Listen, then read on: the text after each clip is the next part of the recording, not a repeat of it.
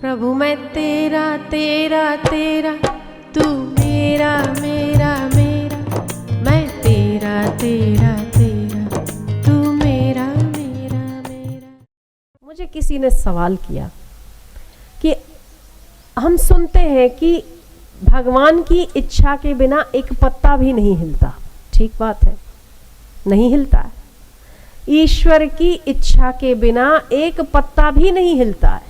बात ठीक है, आप मानते हो इस बात को? शास्त्र सहमत है कि ईश्वर की इच्छा के बिना एक पत्ता नहीं हिलता है, तो नहीं हिलता है। तो फल देने वाला भी तो परमात्मा है, बिल्कुल है।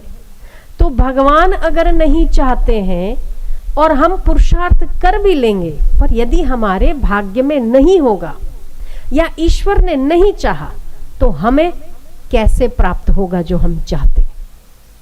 अच्छा सवाल है कि आप कहते हैं कि पुरुषार्थ परम देव है, पुरुषार्थ करना चाहिए, मनुष्य जो चाहता है वो हासिल कर सकता है केवल और केवल पुरुषार्थ के द्वारा।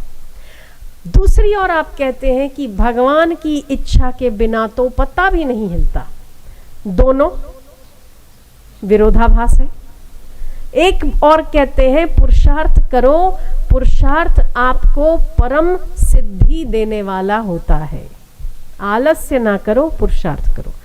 दूसरी ओर आप ही कहते हैं कि बिना परमात्मा की इच्छा के आज तक किसी को कुछ हासिल नहीं हुआ। बात ठीक है। तो बोले फिर हम पुरुषार्थ क्यों करें जब प्रारब्ध के अनुसार ही हमें सबको सब कुछ सब मिलना है।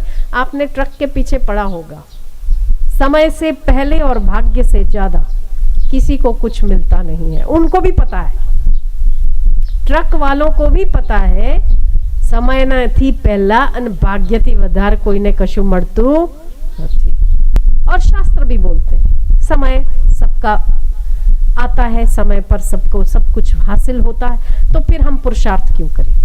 तो मैंने कहा कि हो सकता है माँ के पास एक आम रखा है, माँ के 4 बच्चे हैं, माँ के पास आम रखा है और माँ ये सोच रही है कि पहला बच्चा आकर जो मेरे पास आएगा और ये मांगेगा मैं उसको दे दूंगी, तब तो फिर तुम्हारा लेना बनता है ना।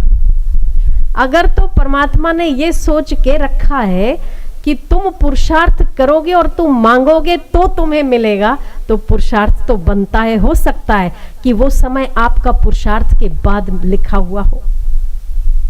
तो पुरुषार्थ करना तो बनता है, पुरुषार्थ के बिना तो किसी को न कुछ हासिल हुआ है न हासिल होगा।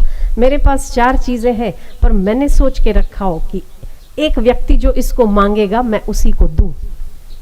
तब आप यूं बैठे देखते रहो कि इनकी इच्छा होगी तो मिलेगा, इच्छा होगी तो मिलेगा। पर मैंने सोच के रखा है कि जो इसको लेने आएगा हम उसको देंगे, तब तो आप रह जाओगे ना। उद्यमे नहीं सिद्ध्यन्ति कार्याणि न मनोरथै, नहीं सुप्तस्य सिंहस्य प्रविशन्ति मुखे मृगाः। सोते हुए शेर के मुख में ऐसे सोता रहे,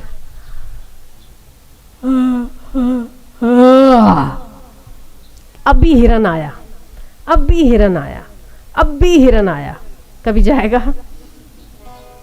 कभी जाएगा? अगर शेर मुंह फाड़ के बैठा रहे कि हिरन दौड़ता दौड़ता मेरे मुंह में आ जाएगा और मैं मुंह बंद करके पेट भर लूंगा, तो ऐसा आज तक तो हुआ नहीं है। उद्यमे नहीं सिद्ध्यन्ति कार्याणि न मनोरथै, न किसी के कार्य सिद्ध हुए हैं न मनोरथ सिद्ध हुए हैं। नहीं सुप्तस्य सिंहस्य, सोते हुए शेर के मुख में जैसे हिरण प्रवेश नहीं करते, ठीक उसी प्रकार बिना पुरुषार्थ के न कार्य सिद्ध होते हैं न मनोरथ पूरे होते हैं। इसका मतलब तो यह है कि श्रम करना ही चाहिए, बिना श्रम के किसी को कुछ हासिल नहीं होता। श्रम करना बनता है।